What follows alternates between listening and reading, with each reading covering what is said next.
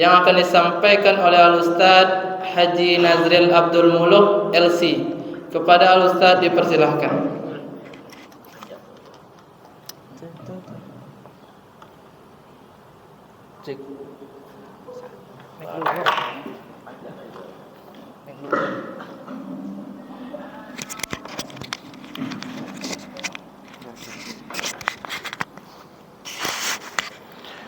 Bismillahirrahmanirrahim. Assalamualaikum warahmatullahi wabarakatuh. Alhamdulillah nahmaduhu wa nasta'inu wa nastaghfiruh wa na'udzu billahi min syururi anfusina wa min sayyiati a'malina. May yahdihillahu fala mudhillalah wa may yudlil fala hadiyalah. Asyhadu an la ilaha illallah wahdahu la syarikalah wa ashhadu anna Muhammadan abduhu wa rasuluh. Allahumma sholli wa sallim wa barik ala hadzal nabiyil karim wa ala alihi wa sahbihi ajmain. Yang saya hormati Bapak Ketua Masjid beserta pengurus, alim ulama, tokoh masyarakat, cerdik pandai, Bapak Ibu, orang-orang tua yang saya muliakan, hadirin hadirat yang semoga kita semua senantiasa dirahmati oleh Allah. Kembali kita mengucapkan alhamdulillahirabbil alamin, bersyukur kita kepada Allah atas nikmat yang Allah limpahkan yang membuat kita dekat kepada Allah. Semoga apa-apa yang kita lakukan ini dibalas Allah dengan surganya, amin ya rabbal alamin. Bersolawat kita kepada Rasulullah sallallahu alaihi wasallam dengan ucapan Allahumma sholli ala Muhammad wa ala alihi washabihi wasallim. Semoga dengan ringannya lisan kita ini bersolawat, kita nantinya mendapatkan syafaat di yaumil akhir kelak.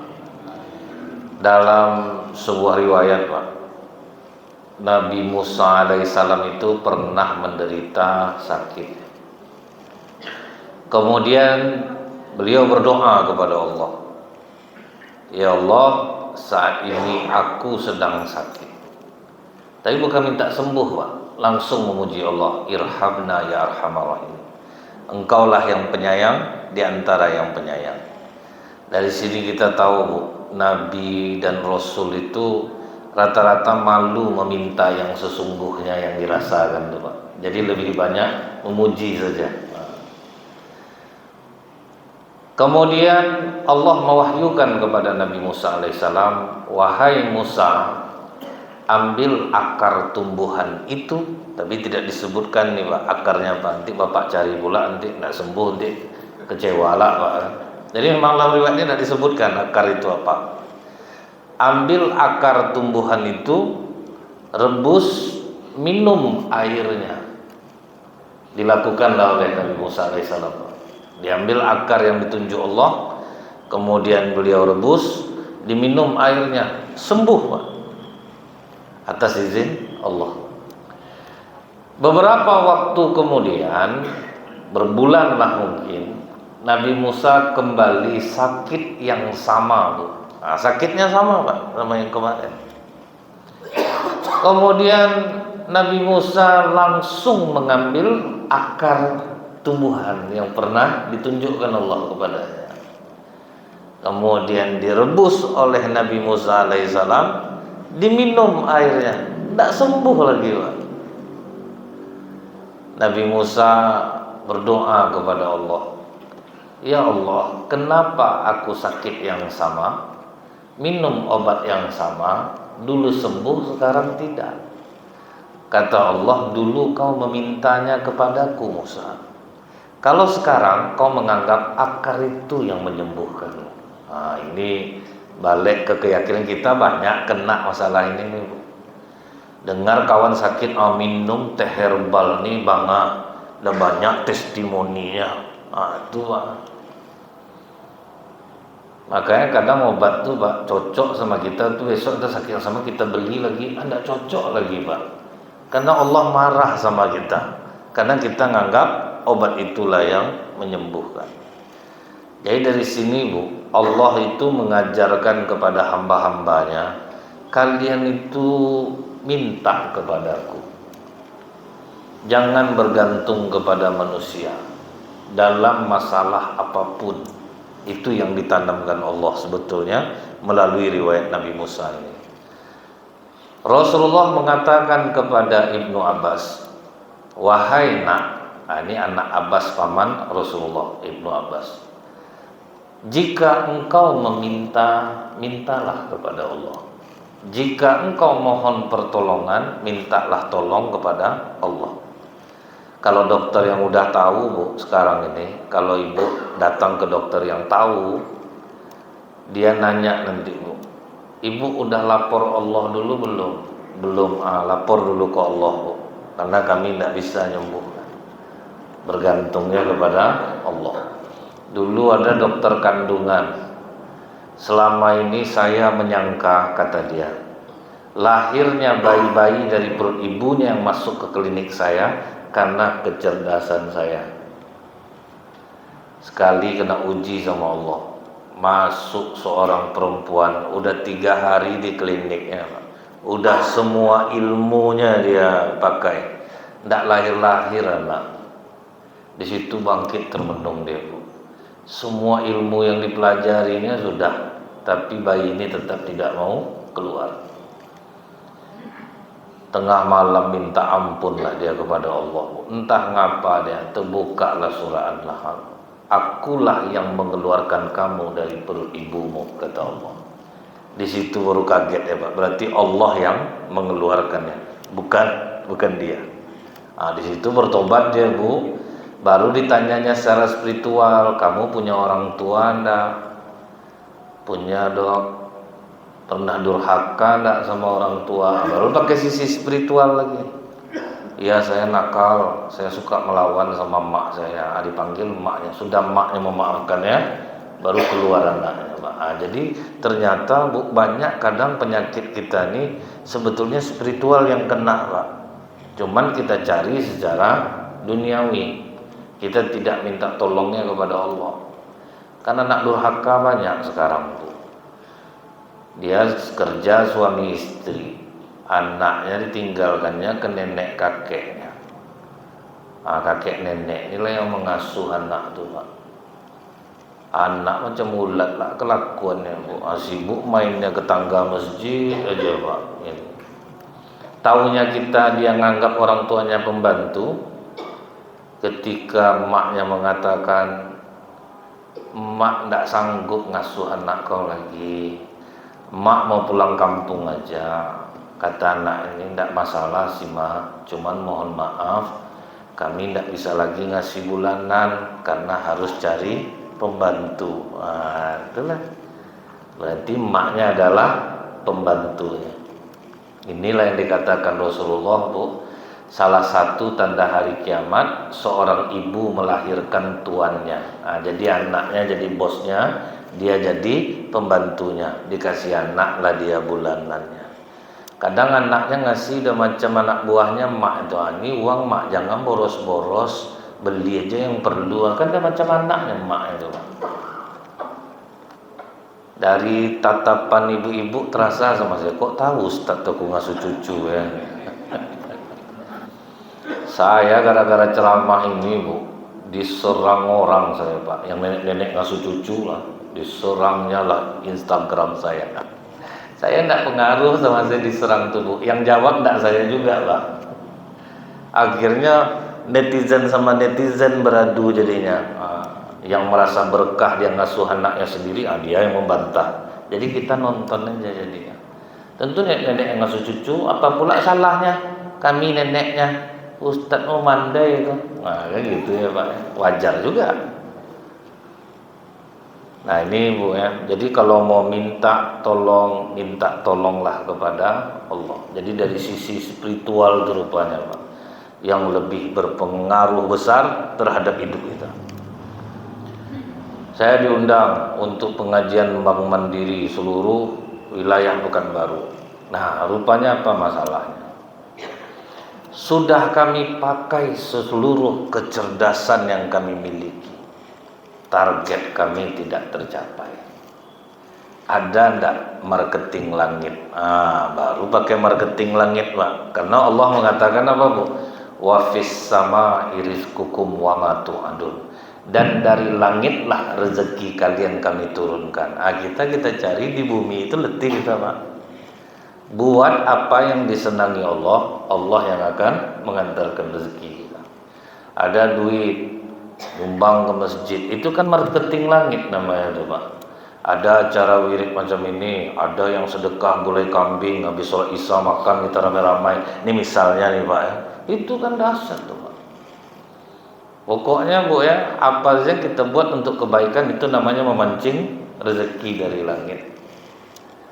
Nah itu Bu ya, jadi udah paham kita sekarang, kena kita selama ini kalau ada masalah lebih cenderung menceritakannya kepada manusia daripada kepada Allah.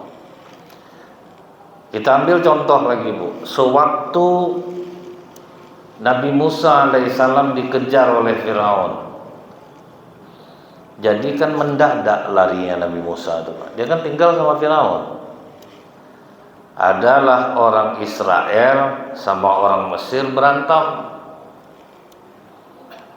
Datang yang orang Israel bilang, kita sekampung Musa, jangan kau tolong dia, kau harus tolong aku. Jadi kita kadang menghina-hina orang Israel, sifat kita pun kadang ada macam orang Israel. Asal orang kampung kita pokoknya harus kita pilih, kapan orang kampung kita naik nih, kan sama juga sebetulnya Pak. Saya kalau wirid-wirid kampung tuh Bu ya, ini anak kemenakan kita mau maju nih, kapan lagi orang kampung kita duduk di Pekanbaru nih. Terdengar saya bapak tadi yang berbisik, kelakuan macam mantu maju lah. Nah, tapi rupanya karena sekampung tuh harus dipilih. Jadi perkataan orang Israel kepada Nabi Musa, kapan kau harus bantu Musa, kita sekampung. Datang orang Mesir, kau memang orang Israel Musa, tapi kau dibesarkan oleh orang Mesir. Akhirnya jiwa primordial Nabi Musa keluar, jiwa kesukuannya keluar Pak. Dibantunya lah orang Israel, ditempelengnya lah orang Mesir Kipti ini. Mati tempat. Karena tenaga Nabi Musa itu sama dengan 10 orang laki-laki perkasa. Ditempeleng sikit, mati langsung Pak. Mati di tempat.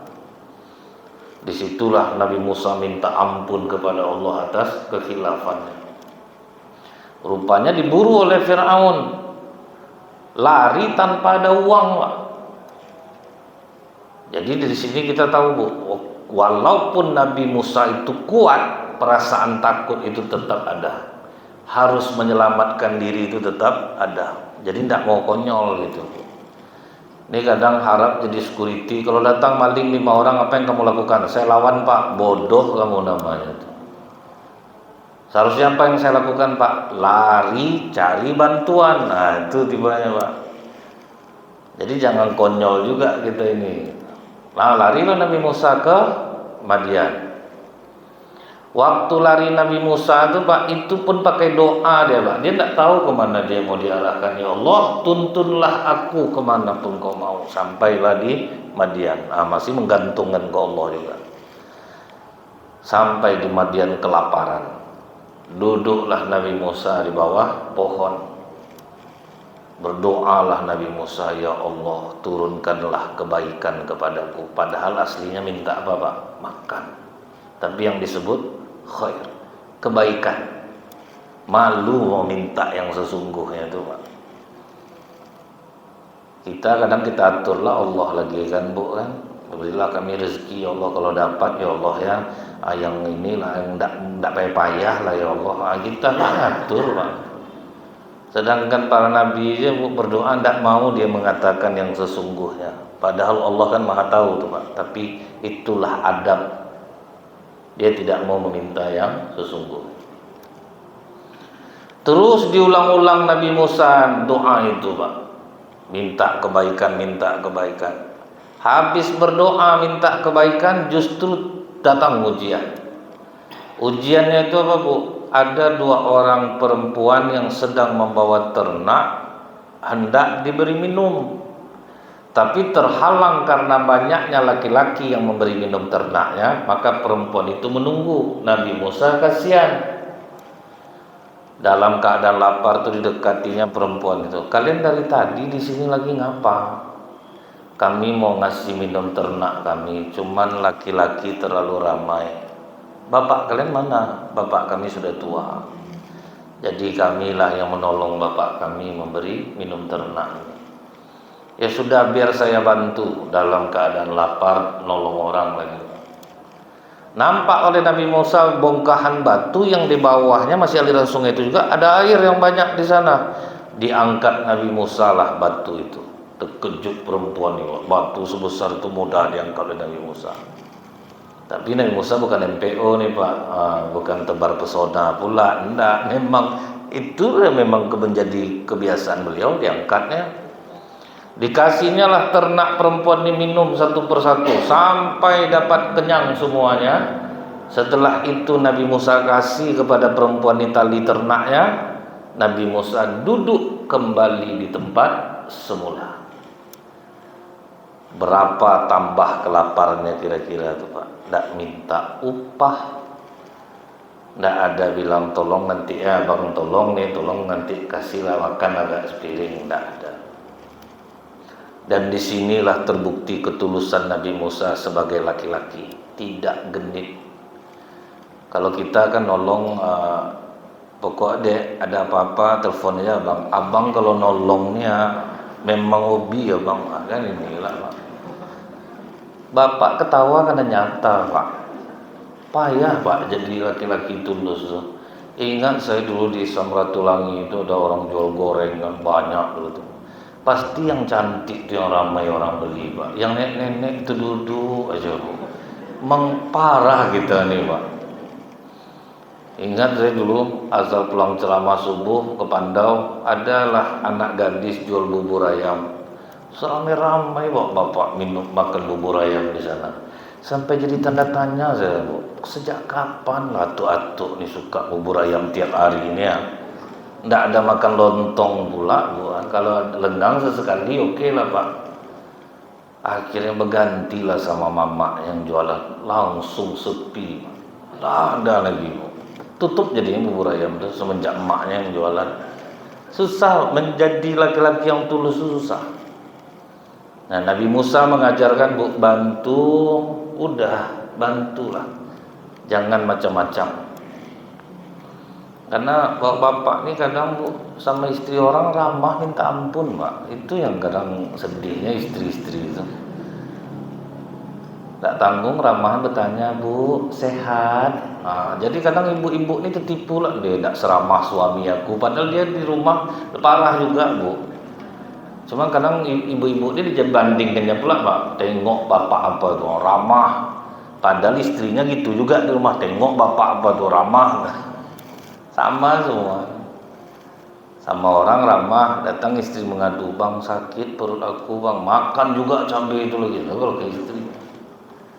Tapi kalau ke orang udah coba obat ini kak, biasanya mau tuh kak, insya Allah lah, kan pakai gitu lah.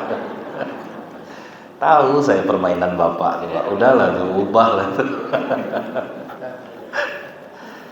Yang seharusnya dapat keramahan kita itu kan istri, anak-anak. Makanya kata Rasulullah Pak, salah satu permainan yang tidak sia-sia itu adalah bercandanya suami dengan istri. Itu termasuk permainan yang tidak sia-sia Pak. Dinilai ibadah dalam Islam dulu, bercanda dengan istri. Tapi hati-hati Pak, tengok juga istri bapak posisinya, bisa diajak bercanda atau enggak. Nanti terjadi Bu, saya pernah mencontohkan bahwa pikiran kita ini lebih kencang ke kiri daripada ke kanan. Lebih mudah dia buruk sangka daripada baik sangka. Saya tes langsung ke jamaah, Bapak Ibu saya mohon maaf sebelumnya, kata saya. Sebetulnya sebelum saya berumah tangga dengan istri saya yang sekarang, saya cukup lama hidup dengan seorang perempuan yang tidak akan pernah saya lupakan. Berubah muka jamaah. Perempuan itu adalah mak saya. Kan betul tuh Pak. Itulah mudahnya orang berburuk sangka. Ada bapak ini ditesnya ke istrinya. Tapi temponya terlalu lama mungkin Pak. Maaf Papa mau terus terang katanya. Tapi jangan mama marah. Dia apanya pula Pak? Dibuat-buatnya pula. Ngapa Pak? Jujurlah istri sedang menggoreng Bu. Sebetulnya mah sebelum kita berumah tangga, malas Papa ngomong. Kenapa penasaran Pak? Dibuat-buatnya pula Bu. Jujur aja lah Papa, ngapa Papa sebetulnya nih? Sebelum kita berumah tangga, Papa pernah tinggal dengan seorang perempuan yang tidak bisa Papa lupakan sampai kapanpun. Jadi sadarnya saya itu di rumah sakit nih lah Ustaz. Nah, saya jenguk di rumah sakit tuh Pak, rupa kena pukul pakai penggorengan tuh. Terlambat Pak, tempo dia bilang perempuan tuh mak abang tuh terlambat Pak. Duluan apa tuh lagi mendarat daripada apa. Jadi ceritanya tuh udah di rumah sakit tuh Pak. Tiba-tiba gelap aja. Jadi tengok juga dia, kita tuh kan bakat kita nih masing-masing kan berbeda-beda Pak. Janganlah dicoba jadi orang lain. Nah itu ya Bu ya. Jadi biasakanlah kita itu kalau nolong itu tulus. Ada yang butuh pamrih, ada yang tidak. Nah itu harus dibedakan tuh. Pulanglah anak perempuan berdua ini, sampai di rumah terkejut bapaknya. Bapaknya adalah Nabi Syuaib alaihissalam. Kok cepat kalian pulang? Biasalah mah. Kami ditolong tadi ayah oleh pemuda yang kuat lagi terpercaya. Nah, maksud terpercaya itu karena tidak ada yang ganggu gitu. Betul-betul nolong aja. Setelah itu apa kata Nabi Syuaib? Undang pemuda itu ke rumah, akan kita jamu makan. Ah, itu cara Allah Pak. Skenario Allah ngatur Nabi Musa dapat makan itu. Datanglah perempuan dua ini sambil malu-malu berjalan. Tuan, ayah kami mengundang ke rumah. Kata Nabi Musa, berjalanlah di belakangku. Jika belok kiri, lemparkan batu ke kiri. Jika belok kanan, lemparkan batu ke kanan. Tidak mau Nabi Musa jalan beriringan. Sanggup Bapak? Tidak kira-kira. Nah, pasti nanti Bapak olah. Kita tuh udah macam adik kakak. Tidak usah ragu. Saya kadang itulah Bu. Banyak mendengar ini kan kadang-kadang habis ceramah tuh duduk Pak. Jadi saya kalau ceramah kan menyanyah saya ini Bu ya. Tapi kalau sedang duduk beramai-ramai saya pendiam Pak. Saya lebih banyak mendengar. Ini rupa isi otak atuk-atuk nih rupanya. Sambil cerita-cerita tuh Pak, sampai minum kopi itu kan. Rupanya iya Pak. Makanya ketika saya menceritakan ke Bapak Ibu, ini Bapak pasti merasa deh aku betul yang diceritakan Ustaz nih. Nah, terasa tuh Pak. Kemudian begitu sampai di rumah Nabi Syuaib, dijamu makan. Lihat, mintanya ke Allah, Allah ngatur rezeki itu di bumi. Cuman kadang orang sering Pak, begitu kita katakan aku yang mengadu kepada Allah, minta betul lah ke Allah kau tuh. Jadi salah dia mengartikan ya Pak. Cuman yang ngomong salah juga. Sama dengan gini Pak, jika engkau dalam keadaan berpuasa diajak oleh orang berkelahi, maka katakan aku sedang berpuasa. Bukan itu pula yang harus dibilang. Maksudnya tuh tahan diri. Tidak so, aku puasa ya, tolong ya. Bukan itu maksudnya tuh. Tahan diri kita. Jadi kalau misalnya kita lapar, datang orang, kau mau makan enggak? Oh, maaf ya, aku mau mintanya kepada Allah. Minta betul lah ke Allah kau tuh. Tentu jadi sesat orang media gara-gara kita Pak. Tidak pula harus seperti itu. Ditawarkan orang ya udah, langsung aja. Alhamdulillah, oke aku mau. Nah kemudian Pak, dapatlah Nabi Musa alaihissalam makan dengan cara mengadu kepada Allah. Ini sesuai dengan surat Al-Baqarah ayat 112. Bala man aslama wajhahu lillahi wa huwa muhsinun falahu ajrun inda rabbih wala khaufun alaihim wala hum yahzanun. Serahkan masalah kalian kepadaku, ibadah kalian dengan baik. Nah, itu kata Allah Pak. Tidak akan khawatir, tidak akan bersedih hati. Allah sedang ngomong, serahkan kepadaku. Masalah apa saja, jangan cerita ke orang terlebih dahulu. Ceritakan ke Allah, nanti Allah lah yang menyusunnya Pak. Skena itu yang membuat kuat keyakinan kita kepada Allah. Pasti itu yang menguatkan kita Bu. Jadi apa tidak boleh kita cerita sama sekali. Nah kalaupun mau menceritakan, Rasulullah kan menyuruh ceritakan kepada ahlinya. Kalau sakit, ahlinya siapa Bu? Dokter. Cerita ke dokter, jangan ke kawan Pak. Bertambah penyakit kita karena kawan kita tidak dokter. Agak sesak dada aku sebelah kiri nih Pak. Hati-hati tuh Bang. Keponakan aku macam ini juga gejalanya nih. 2 hari sudah tuh masuk di rumah sakit, hari ketiga mati dia. Atau bertambah takut itu dibuatnya. Kalau sedang tidak ada duit, kita ceritalah ke kawan yang kaya, jangan yang senasib. Kita suka ceritakan yang senasib, Pak. Kak, ada duit kakak 50, Kak. Udah 2 hari aku nak makan di rumah. Kau baru 2 hari, aku udah 4 hari. Ya, itu tambah parah jadinya, Pak. Tapi sebenarnya apa, Bu? Jangan ceritakan.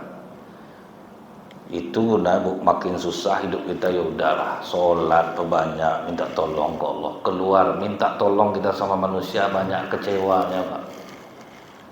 Manusia menolong kita mau sekali ya, Pak. Pinjam duit sekali, 2 kali, awaklah diolah. Pinjam terus aja. Itu sifat manusia. Manusia pembosan. Kalau Allah makin nyinyir minta, makin senang Allah, Pak. Jadi ini, Bu ya, minta makan aja yang sepele Nabi Musa kepada Allah. Kemudian siapa lagi? Rasulullah SAW. Ketika perang Khandaq, itu perang yang teramat sulit, ekonomi sedang jatuh total, Pak. Rasulullah sambil membuat lubang itu kan ikut Rasulullah tuh, Pak, menggali parit itu tidak makan berhari-hari.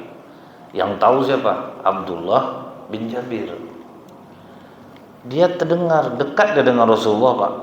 Kok waktu Rasulullah membungkuk, krak. Disangkanya perut Rasulullah itu kelaparan berbunyi, rupanya bukan, Bu. Saking laparnya diikat Rasulullah pakai batu, Pak. Jadi beberapa butir batu diikat oleh Rasulullah di perutnya untuk bisa menegakkan perutnya. Tapi tidak ada Rasulullah cerita ke sahabat dia lapar, tidak ada. Abdullah bin Jabir melihat itu langsung lari ke rumah. Ditanyanya ke istrinya, Rasulullah kelaparan. Ada tidak yang bisa kita masak? Ada, tapi hanya untuk 2 orang. Kau bisikkan aja nanti ke Rasulullah ya. Oke lah. Begitu udah masak, datang Abdullah bin Jabir ke Rasulullah. Ya Rasulullah, istri aku masak, tapi bisanya untuk 2 orang. Silahkan ke rumahku ya Rasulullah. Langsung diumumkan Rasulullah, wahai para sahabat, Jabir mengundang kita minum, Abdullah bin Jabir. Silahkan kita ke sana. Pucat Abdullah bin Jabir, Pak. Apa kata Rasulullah? Jangan ada yang membuka periuk sebelum aku datang. Biarkan aku yang menakarnya. Disitulah terjadi keajaiban Rasulullah Sallallahu Alaihi Wasallam. 80 orang makan kenyang semua, Pak. Rasulullah yang menyenduh. Baru terakhir Rasulullah Sallallahu Alaihi Wasallam. Untuk giliran makan umatnya dulu, dia belakangan. Nah, itulah sifat Rasulullah itu, apa ndak menjadi teladan seluruh umat, Pak. Saya pernah mempraktekkan makan terakhir itu gagal saya, Pak. Kejadian di area duta, Pak. Pas masuk jam makan, saya suruhlah karyawannya itu makan. Rupa ndak ditinggalkan ya saya, Pak. Tinggal bawang bombay lagi, Pak. Waduh, padahal saya sedang lapar betul, Bu. Temenung saya di jalan, Pak. Sejak itu nak mau saya lagi, Bu. Gagal saya. Asal disuruh makan langsung cepat saya, Pak. Nah, itu sepele, Pak. Susah ngamalkannya. Rasulullah, Bu, jarak antara makan dan minum itu lama, Pak. Makan dulu, setelah makan tuh tidak minum-minum, itu cukup lama baru Rasulullah minum. Ternyata baru terbukti sekarang dari ilmu kedokteran itu menghindari begah, Pak. Setelah saya nyampaikan ini, makan rupanya habis sisa. Tucuki saya, Pak Ji minta, ingat kaji tadi Ustaz. Tak sanggup saya bagi itu. Tak bisa, Pak. Ngamalkan itu, Bu. Jadi Rasulullah sendiri ngajarkan apa, Pak? Jangan terlalu banyak drama. Jangan suka mengeluh-ngeluh. Padahal kalau Rasulullah bilang, ya dan tidak yang mau ngasih aku makan, banyak orang mungkin mau ngasih makan.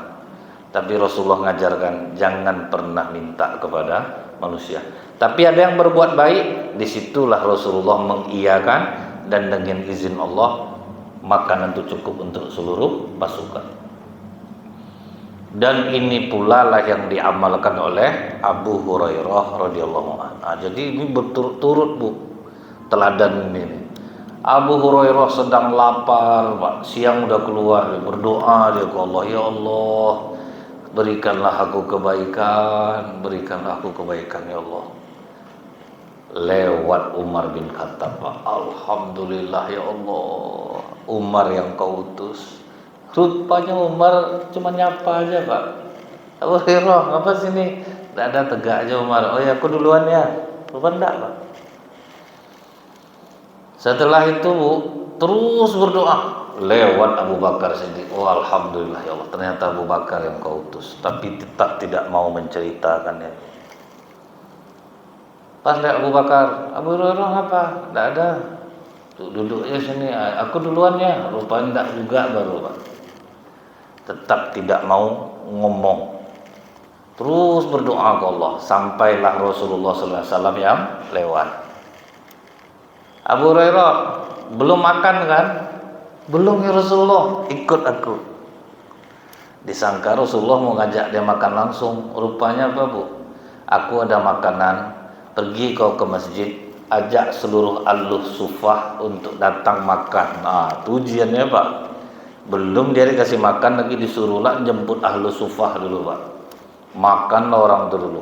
Tinggal kita berdua lagi Abu Hurairah, baru mereka makan. Jadi iman orang tuh kuat-kuat itu kenapa? Terbukti semuanya, Pak. Dengan mengandalkan kekuasaan Allah itu tuh enak hidupnya. Itu tuh yang membuat mereka tuh tegar dalam penderitaan tuh. Nah, kita ini kadang menjadikan sholat kita untuk mendapatkan duniawi, untuk mendapatkan rezeki. Akhirnya itulah, Pak, membuat sholat kita tuh tidak tenang. Besok pemilihan malam zikir bersama dulu tuh, Pak. Supaya dapat dia besok. Diundang ustaz untuk berdoa. Ustaz penjilat lah, Bu. Doanya, ya Allah, ya Rahman, ya Rahim, bercahayakanlah nama Bapak ini di kotak TPS nanti, sehingga mata orang hanya tertuju kepada namanya. Itu geli saya dengarnya. Saya bilang, berapa amplopnya? Macam itu betul doa. Jadi kadang itu tuh yang susah tuh, Pak. Dijadikan amalan akhirat itu untuk membeli dunia. Nah, disinilah, Bu, ya, sahabat tuh dalam keadaan miskin, susah, semua tegar karena nikmat mereka tuh bersama Allah, tidak ngaruh sama dia. Saya lihat ada ibu-ibu di Palestina yang kematian anaknya. Terima kasih ya Allah, kau telah menghadiahkan syahid untuk anak-anakku. Terima kasih ya Allah. Nah, jadi kita kan anggap itu penderitaan, Pak. Bagi mereka itu suatu rahmat bagi mereka. Mereka bisa melihat kenikmatan di balik sebuah musibah. Kemudian, Bu, apa yang dilakukan oleh Abu Hurairah, Rasulullah, para nabi dan rasul itu pula lah yang ditiru oleh para ulama. Jadi kalau kita lihat di kitab Sofahatul Sobirul Ulama karya Fathul Gudah, Bu, ada nama ulama itu Al-Qadi Abu Bakar Muhammad bin Abdul Baqi. Dia itu pernah belajarnya di Mekah.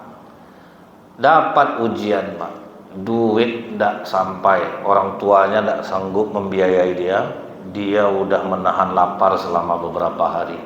Tapi ingat, Bu, dia ingat Rasulullah, para sahabat tidak pernah mengeluhkan laparnya kepada manusia. Dia terus berdoa kepada Allah beberapa hari itu. Tetap tidak ada jalan keluarnya, Pak. Jalan keluar yang dikasih Allah ujian pula rupanya.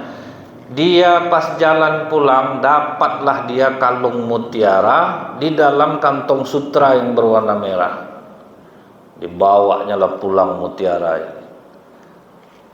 Tidak lama setelah itu dengar orang, Pak, memanggil-manggil. Masyarakat, kalau ada yang menemukan kalung sutra saya dalam kantong sutra berwarna merah, kalung mutiara saya berikan 500 dirham. 500 kali 90.000 lumayan uangnya, Pak, hampir 5 juta juga. Alhamdulillah ya Allah, inilah mungkin jalan Engkau memberi aku makan dengan menemukan barang ini. Udah senang hatinya dapat uang sebanyak itu, Pak. Dipanggilnya bapak tuh, Pak, sini Pak. Dibawanya lah ke tempat kosan dia lah tibanya. Sampai dalam tuh, Pak, apakah ini kalung Bapak?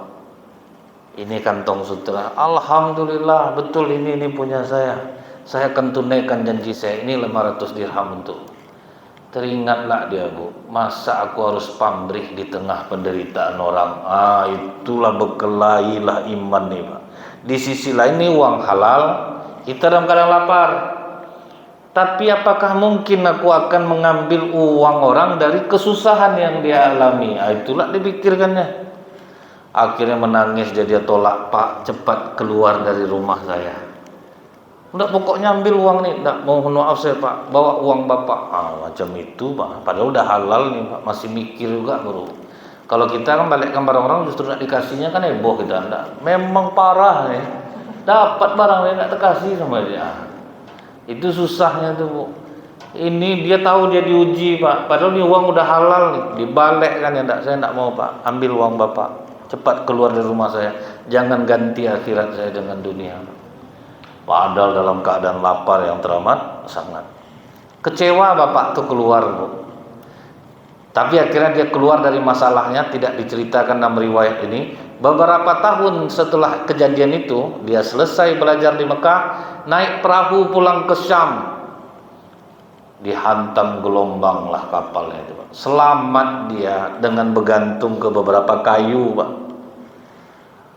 Teringat ya, mungkin ini balasan dari kebaikan dia dulu. Selamat dia di laut, kemudian dia menepi sampailah ke sebuah desa.